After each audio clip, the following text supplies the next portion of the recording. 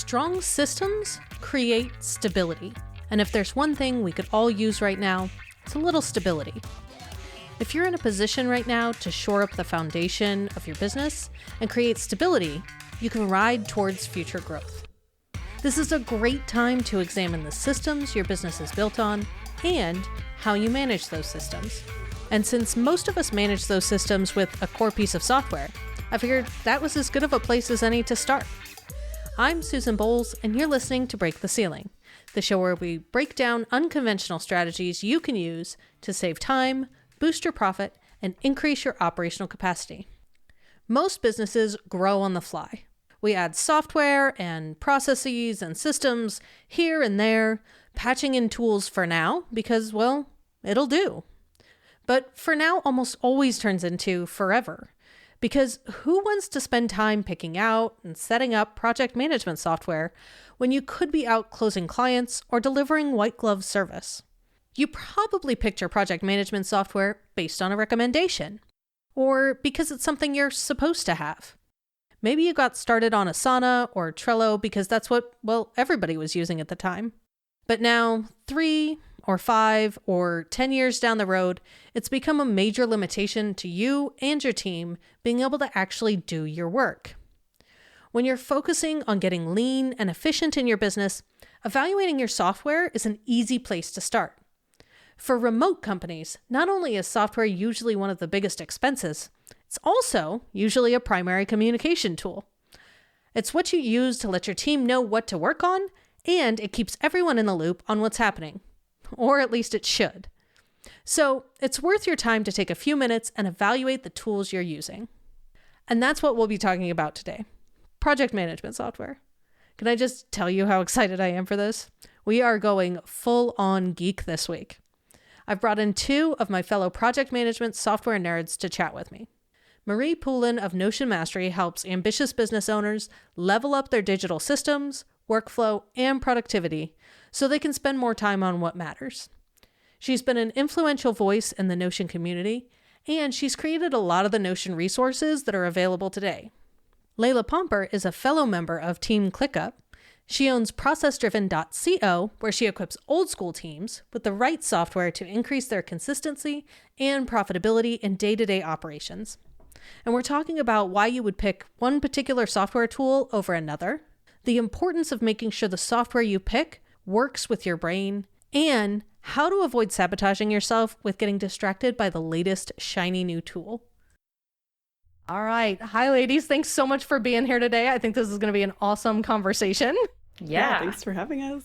So, Marie, you are the resident Notion expert. You have become like the Notion person. So what made you choose Notion as your tool of choice? Funny enough, I was actually doing my permaculture diploma and I needed a place to do really messy thinking, but also track to-dos, to track research, to track images, videos. It's a little strange, but I just needed a place that I could just get really messy and kind of pull a number of different types of media together. And I had actually tried Notion a year prior and was like, okay, this is kind of cool, but I don't really see like what I can do with this. And I kind of let it sit for about a year. And then I picked it back up again when I was doing my diploma. And once I started to see what was possible, and then all of my like personal to-dos were in there, our business to-dos were still in Asana, and I still felt like I was kind of pulled between 2 different systems. Mm-hmm. So I needed to like get my husband's buy-in on Notion, which meant I then had to recreate what we were doing in Asana inside of Notion. Because I knew it was like show, don't tell. There was no way I was going to get his buy-in if I was like, look at this like shiny tool that can do all these things. I was like, look what it can do. We can recreate our to-dos and our priority system and everything. So that was kind of the beginning of opening that whole can of worms with Notion. Yeah, like you, I had a very similar reaction when I first was in Notion.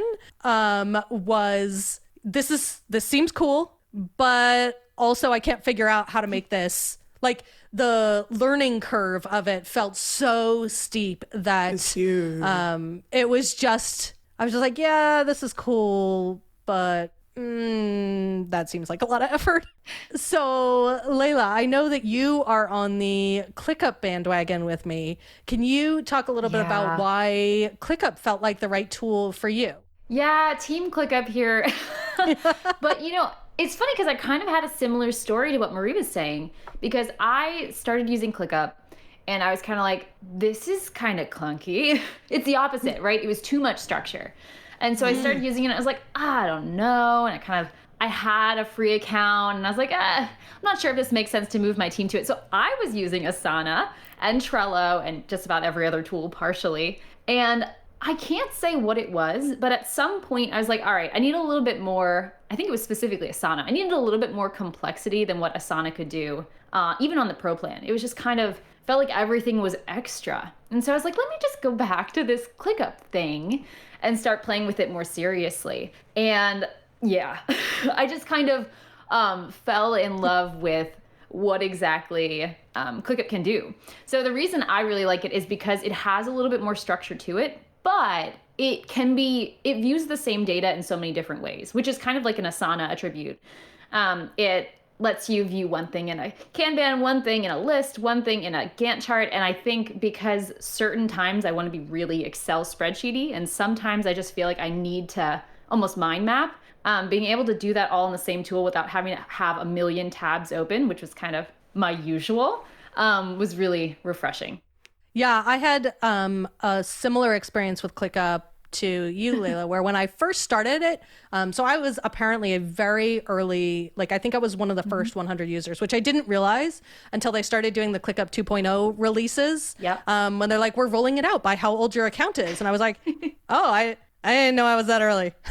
Yeah. And for me, ClickUp 1.0 was like you, it was nice, but not enough. So I was still, I was using Excello, which is another project management software that is it's sort of the opposite, I feel like, of Notion and ClickUp, in that it is extremely structured. It is very specifically a project management tool that works exactly the way you would expect project management tools to work. And it has a CRM and some invoicing stuff. So it's a really nice tool if you are an agency that invoices people like time and materials, and you're trying to do a lot of like project-based costing, but it is the completely other end of the spectrum because it is very robust and it's flexible, but really only in the like automation kind of triggers. And so I was using Excello and then using Todoist for my personal stuff because I really liked how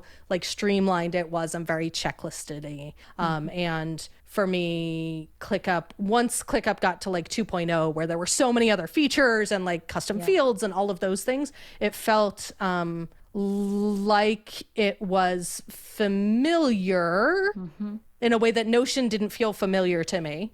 Notion felt like I had to go build a relational database, and I was too lazy to do that. Where ClickUp felt like the relational database was there and I could just take advantage of it. But for me, another big factor was the Zapier integration that ClickUp has that, as far as I know, Notion still doesn't. I know it's on the roadmap, it's coming. Yep. That's a big one. But also the recurring tasks. So a lot of my tasks are like bookkeeping kind of things that I have to do the same thing at the same point of the month every month. And that was a big aspect of ClickUp that I really enjoyed. What I'm interested in your take on this, is a lot of the folks that I've talked to that are very Notion-y people that like Notion are more content people. So like when thoughts come out of your head, they come out like writing in full sentences versus project manager-y type people like Layla and I are that like the ClickUp style because stuff comes out in tasks. Like when things come out of your head, like when things come out of my head, it's okay, here's a project and here are all the steps that have to happen. Versus I'm going to like write about what my idea is from a philosophical point of view and then turn that into a project. How does that resonate with you guys? Does that feel at all legit? Yeah. I think I can totally relate to what you're saying because I think the problem I've had with some of those tools is they're already ready for the to-dos, they're already ready for the projects, but there's no almost step before things are ready to be activated. And so Notion is almost a little bit more resource heavy. Like it's the planning, it's the messiness, it's the messy thinking that can happen before something gets translated into a project, which then you can also do as well. But all of those pieces, the way you handle projects, the way you handle tasks, all has to be designed. And so I don't know if it's like a left brain, right brain thinker, like, or whether it's a type of role that people tend to have where they lean toward one or the other. But what I didn't like about Asana was that everything is a task. So my clients have like standard operating procedures, and there's ways of doing things, and there's sort of lists of things, but they're not necessarily a specific thing to do yet.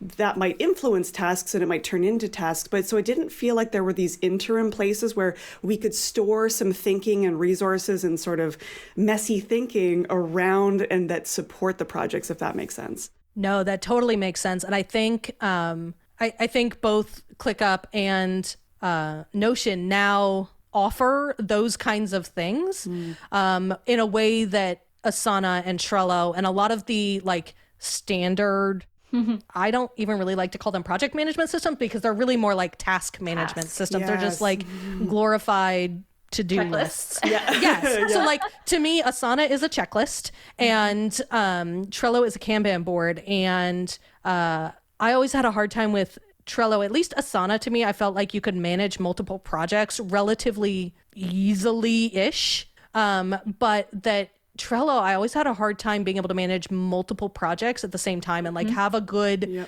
if you are somebody who has a lot of irons in the fire or a lot of clients that you're working with, I always found Trello to be really challenging in that respect, that I think Notion and ClickUp both do really well. Okay, so talk to me a little bit about your philosophies about picking out software, or if folks ask you to recommend a software. Once it seems like once people know that you know a little bit about software, they're like, tell me recommend other things to me. So what are your philosophies when you're like doing that or picking it out for yourself? I love this question because I feel like this space is exploding, but everyone approaches it from different angles. So I think even as we go here, we're probably all going to say completely different things.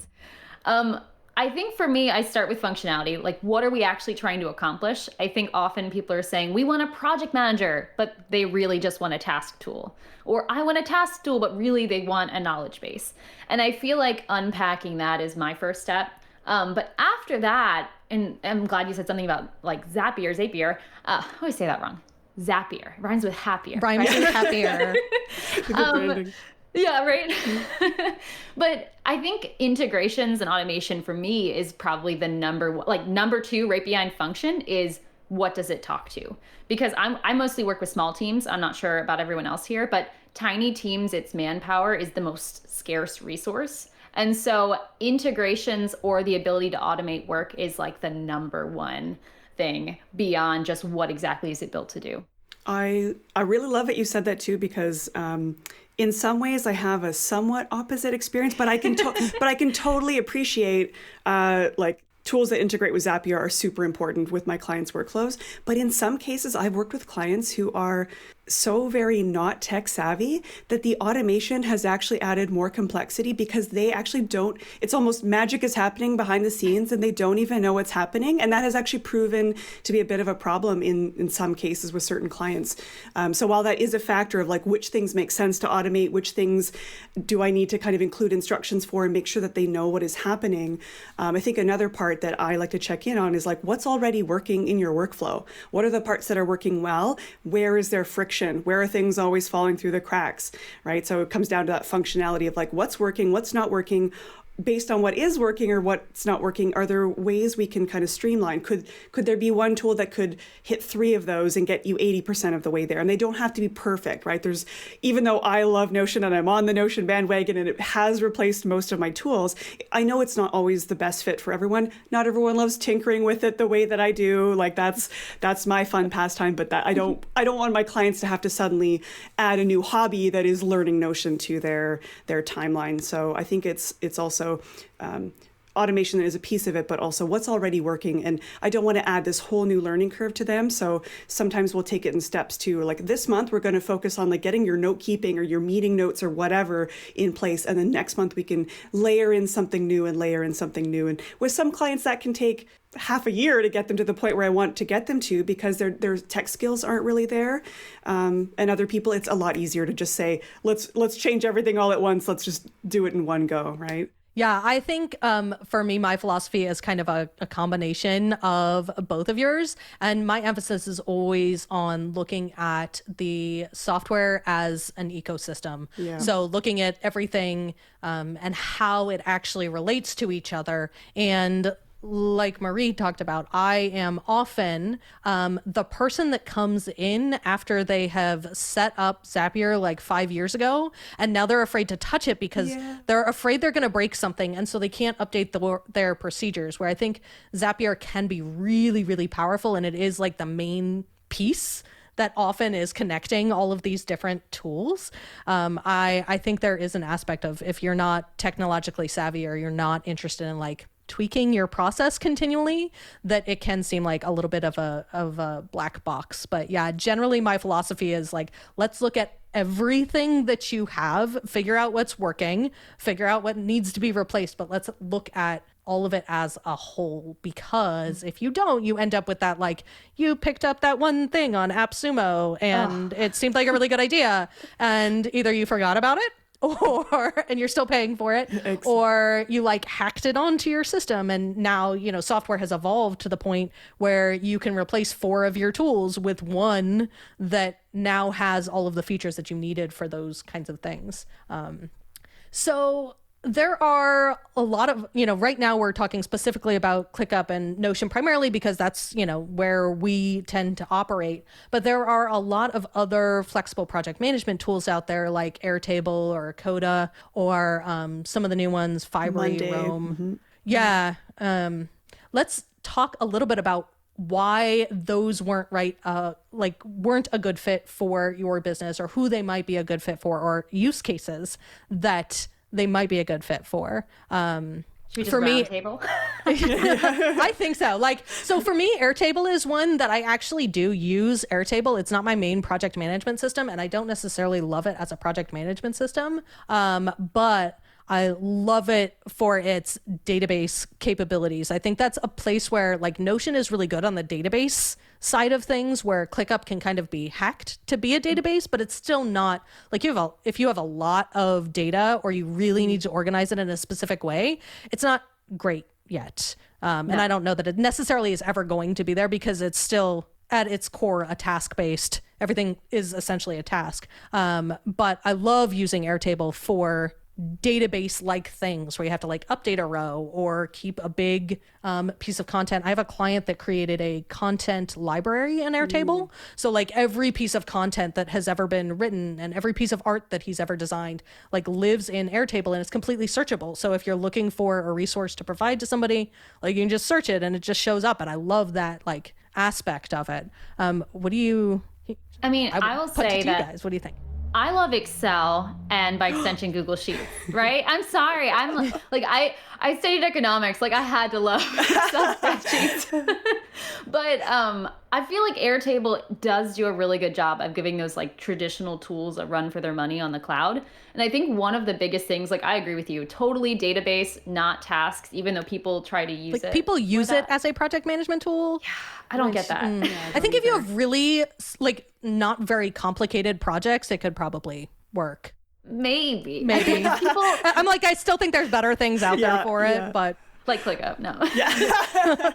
But you know what? Airtable has a really nice functionality around tags. And I feel like that is where it beats out the spreadsheet game. Like when you have multiple attributes, like that's where ClickUp actually does as well. But I think Airtable does a smoother job of it, having ways for you to categorize and sort data into multiple categories and sort by it and track things by it. Mm-hmm. And because Airtable, we were talking about connections, Airtable connects to so many things. I feel like it's because no one views it as a competitor. Everyone integrates with it. I don't know what it is.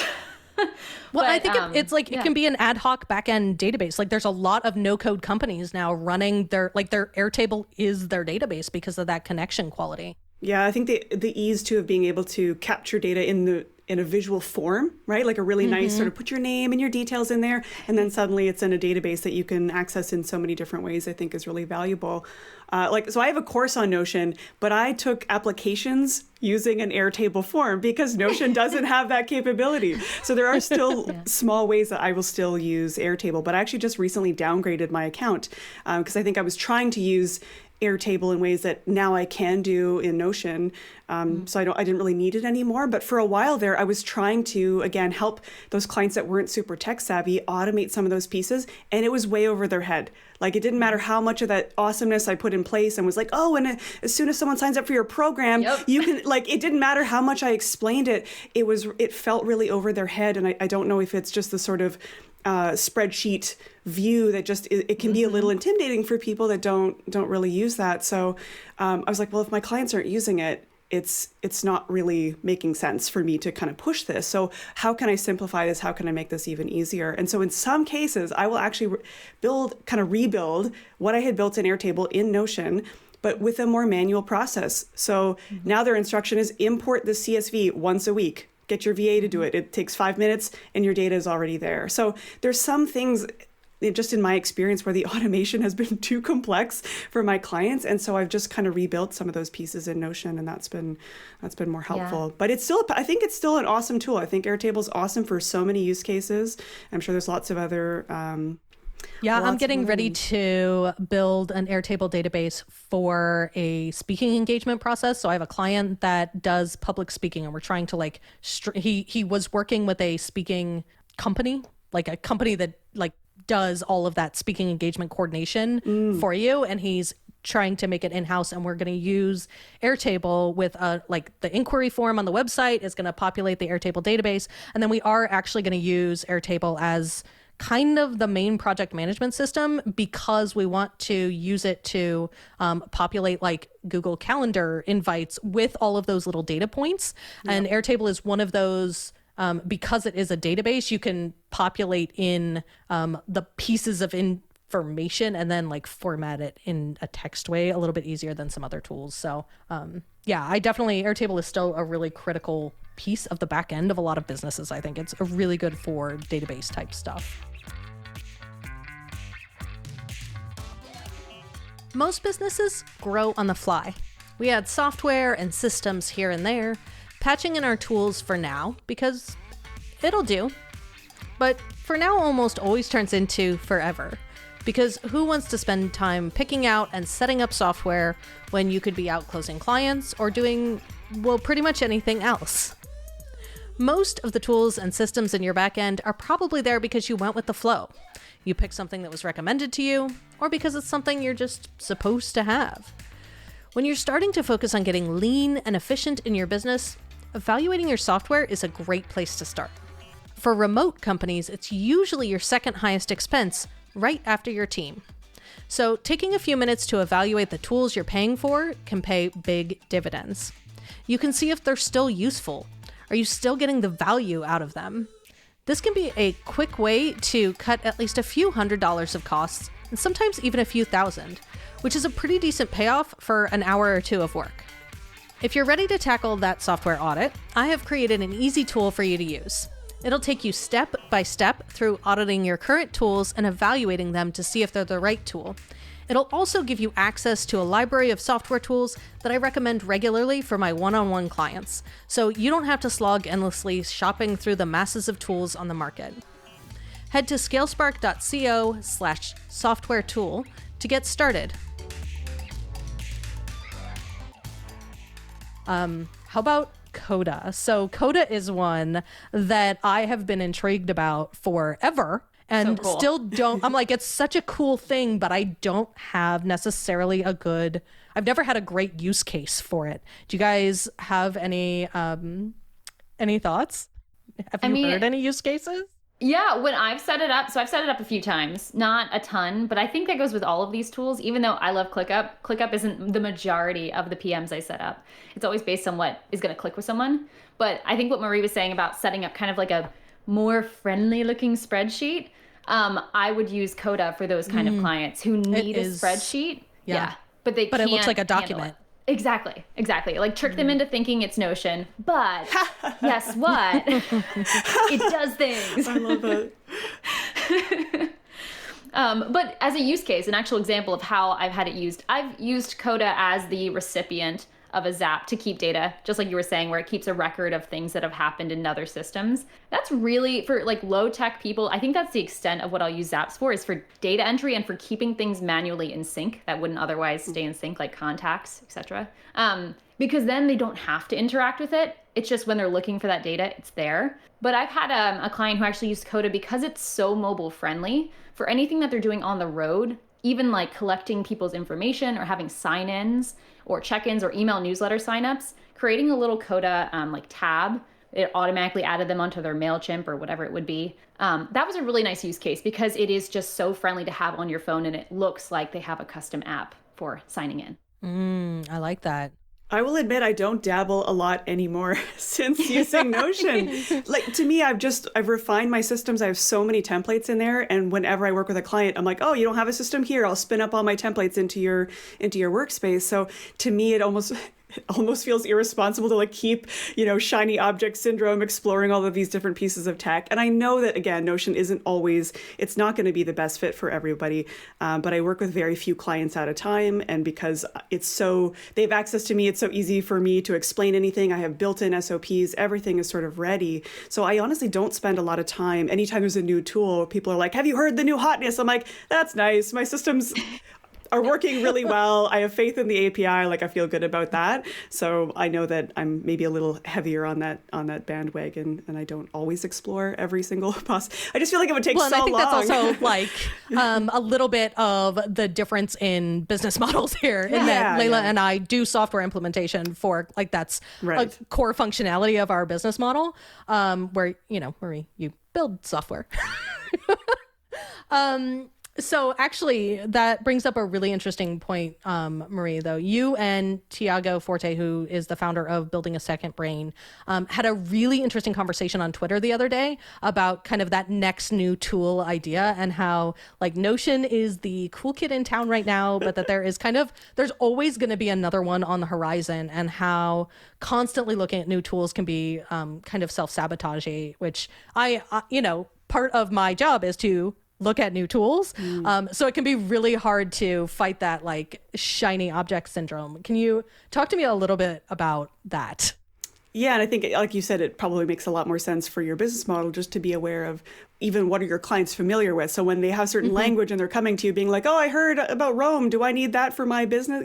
It makes sense, I think, for you guys to be on top of what's happening there. But I guess one of the recent experiences I've noticed is like people who've taken Building a Second Brain, Tiago, the teaching is very tool agnostic, but he relies heavily on Evernote. So almost all of the lessons, all the examples, everything is done using Evernote. Now he's hearing a lot more people using Notion. And I took the Second Brain course and I implemented all of it in Notion and was like, Notion is clearly the best tool for this. It's so organic. You can do almost anything. You can link any text. So I really implemented a system and I went really deep on it and started teaching other people like, hey, here's how I'm using Building a Second Brain and Notion together. And so I think he's noticed a lot of his audience is saying, hey, I know you talk about Evernote, but like, what about Notion over here? And I think because he definitely leans more toward being tool agnostic, but he's still clearly opinionated about using Evernote as his. Everybody has their preferences, I think. Totally. And I think because he there's almost like like the early adopters, the laggards and whatever. And so Evernote's been kind of this like classic for a long time, right? People have been using it for a very long time. And it's sort of one of those classic tools. But as more and more tools come about and there's more competition, people are moving away from Evernote and they're finding more tools that I think are more activating and less archival. And they're a little bit more like, how do I take what I'm saving here and apply it to a project and apply it to a task? So it has a different like texture to it in a way. And so I've been very vocal on Twitter, and especially with Tiago, and saying, I think your methods make so much sense with Notion. If you ever want to connect about this, like, I'm happy to have this conversation. And there's been a little bit of resistance there, I think, as like, it's just a new hot tool, and same with Rome Research, right? There's another place that people have been, I was using Notion and now there's this Rome Research. Oh no, my world is imploding. It's like, it doesn't have to be either or. Rome Research is a research tool.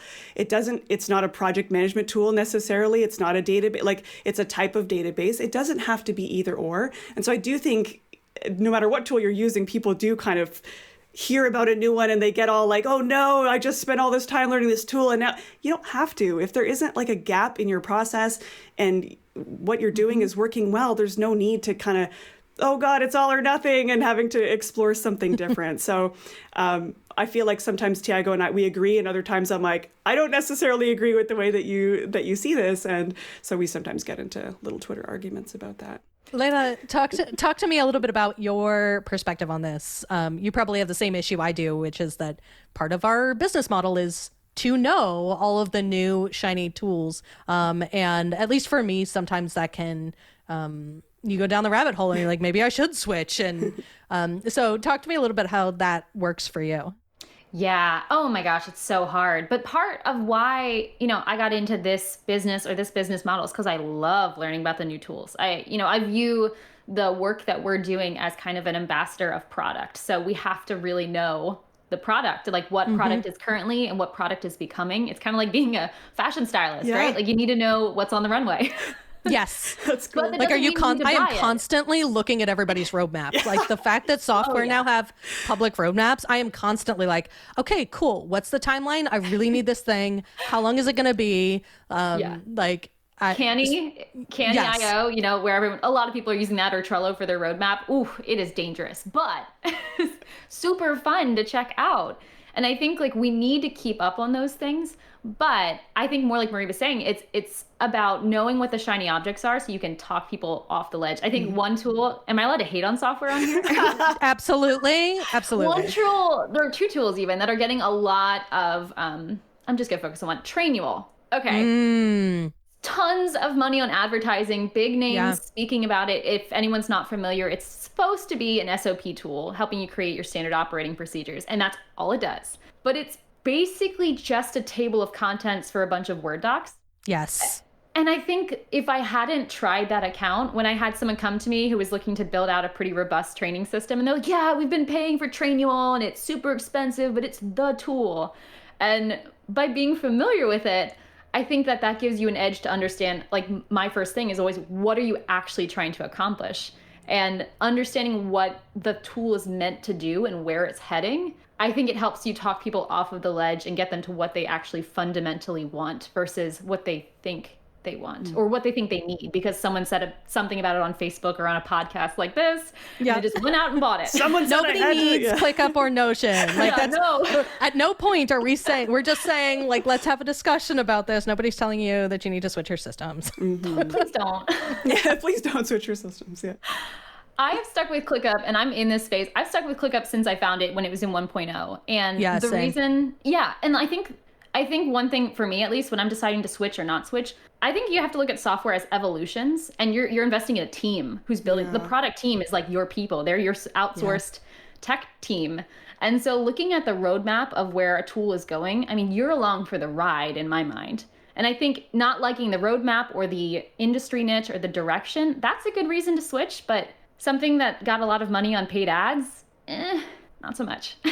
Oh, I agree. And I actually, Trainual is a great example. I have a real hard time with people that are documenting processes outside of the system where they are executing the processes. Like to me, when people are like, we need SOPs, I'm like, how about you just set up your task tool so that it has the SOPs in it because nobody is going to look at your Word doc about how this is supposed to happen, except when they start out. Like, take your SOPs and make them actionable. Put them where they live. You don't need a digital dusty binder. Yes. That is literally the best definition of like the Trainual or Trainual. What is Process Street is another kind of similar product that a lot of people do.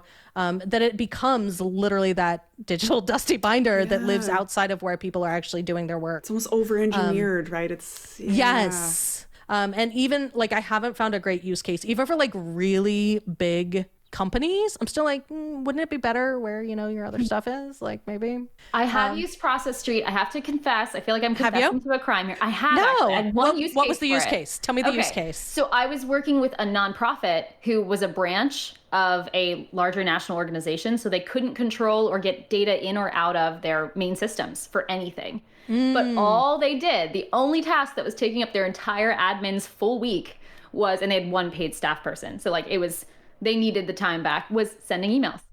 And so that's the only automated task that comes out of Process Street, is sending emails that are scripted with dynamic fields based on a process. And so I did actually, I gotta confess, that was a pretty good use case of Process Street, and they're able to do it on the free plan, which is pretty cool. Amazing. Yeah.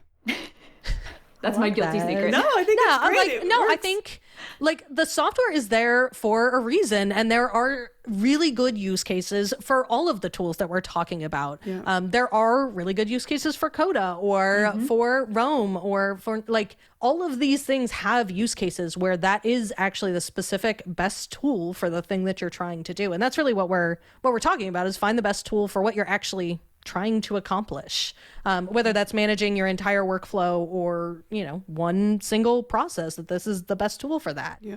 So let's say that folks are going to pick a system, double down on it, and really get it working well. What cool things are you guys doing in either Notion or ClickUp that have really changed how productive or focused you're able to be?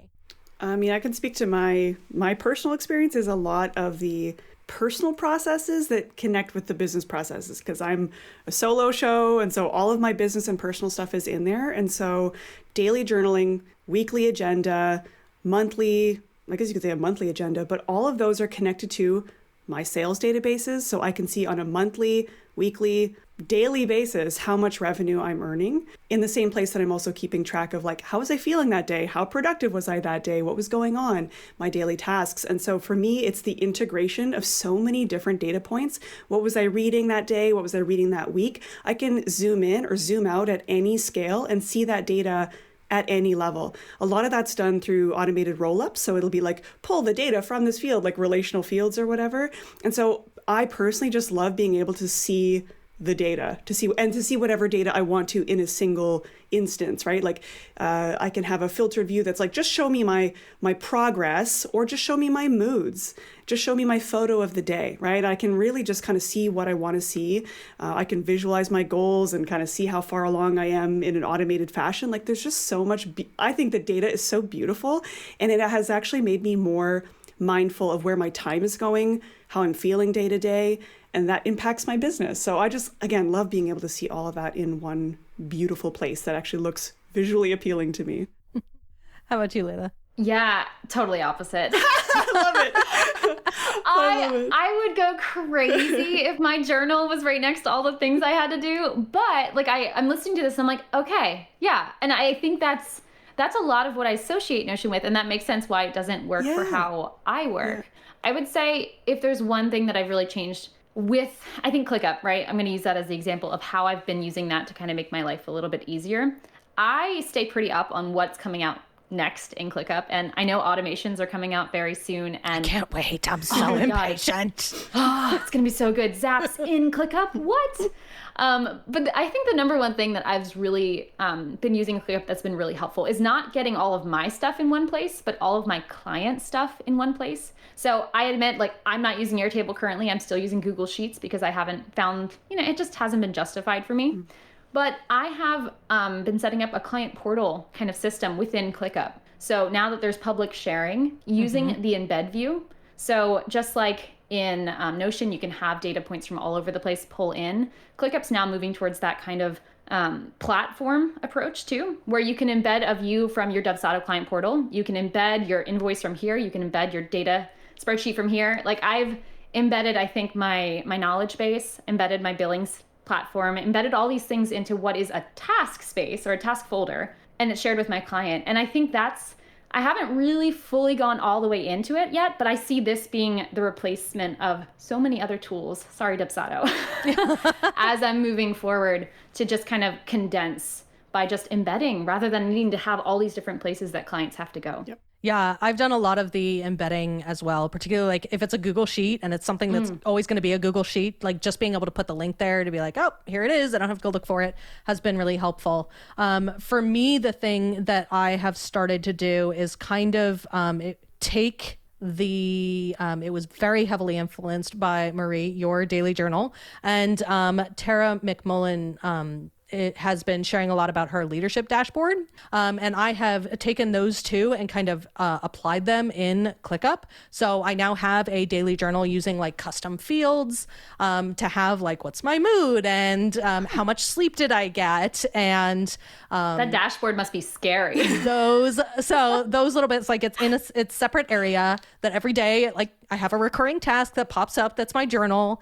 And also the thing that I took from Tara's is that I always kind of struggled as a founder, particularly like a solo person, of getting my annual, my quarterly, my monthly plans tied into the actual tasks in my system. And so what I've kind of done is do that. So Tara has like, here's your quarterly plan. Here's what's going to happen every quarter, every month, so I now have it down to quarter, month, and week so that I can use that kind of visual Dropbox that Notion allows you to do, where you're like, I'm going to put this thing here and this thing here and this thing here.